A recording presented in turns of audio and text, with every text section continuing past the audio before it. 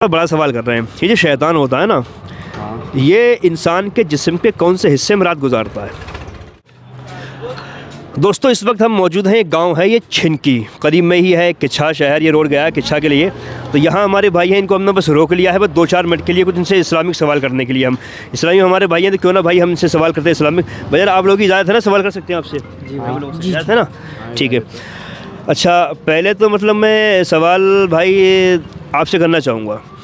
आप मुझे ये बताइए कि इंसान का कौन सा ऐसा अमल है जिससे फरिश्ते दूर भागते हैं?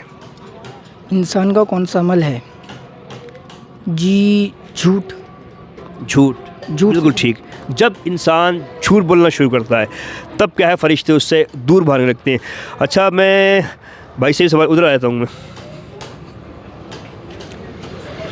आपसे सवाल मेरा है, वो कौन सा ऐसा जानवर है जिसको मारने से क्या है वो सवाब मिलता है? इसको मारने से सवाब मिलता है। सवाब मिलता है। बिच्छू। बिच्छू, हाँ बिच्छू भी है। और मतलब ये छिपकली वगैरह जो होती है, गिरगिट वगैरह है ना, ये भी क्या है ना, मारने से भी सवाब मिलता है।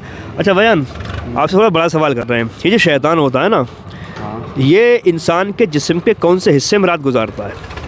ये शायद नाक में। हाँ बिल्कुल सही। ये जो शैतान होता है ना, ये इंसान के जिस्म का जो हिस्सा है नाक का, इसके अंदर क्या है अपनी रात गुजारना पसंद करता है।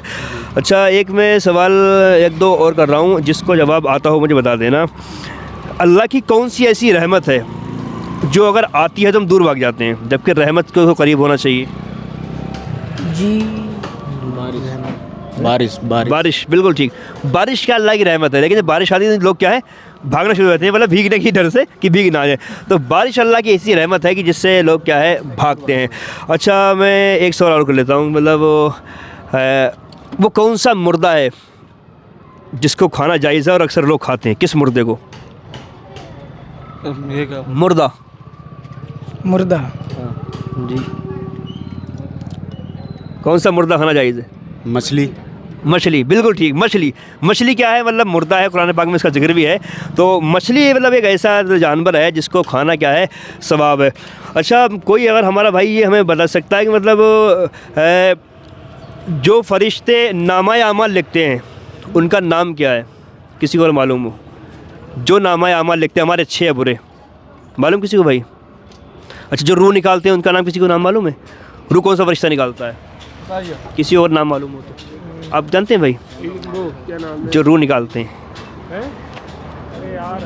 जहन में होगा आपके, याद नहीं आ रहा है? ऐसे टाइम पे याद नहीं आता है। हज़रत इज़राइल अलैहिस्सलाम, बिल्कुल ठीक। क्या नाम? हज़रत इज़राइल अलैहिस्सलाम है कि मतलब जो रूह निकालने पर क्या मुकर्रर। अच्छा, जो फरिश्ते हैं ना कांधों पर, इनका नाम जो है वो किरामन कातिबीन है। किरामन कातिबीन, मतलब उस टाइम पे याद नहीं होता है। थोड़ा कंफ्यूज था, मुनकर नकीर किरामन कातिबीन में कन्फ्यूजन होता है चीज़ों में, ऐसे टाइम पे कंफ्यूजन हो जाती है। किरामन कातिबीन है। अच्छा, आप में से किसी को मतलब कुलवल्लाह शरीफ याद है? कुलवल्लाह शरीफ सुनाइए। औज़ु बिल्लाहि मिनश शैतानिर रजीम, बिस्मिल्लाहिर रहमानिर रहीम, कुल हुवल्लाहु अहद, अल्लाहुस समद, लम यलिद व लम यूलद व लम यकुल लहू कुफुवन अहद।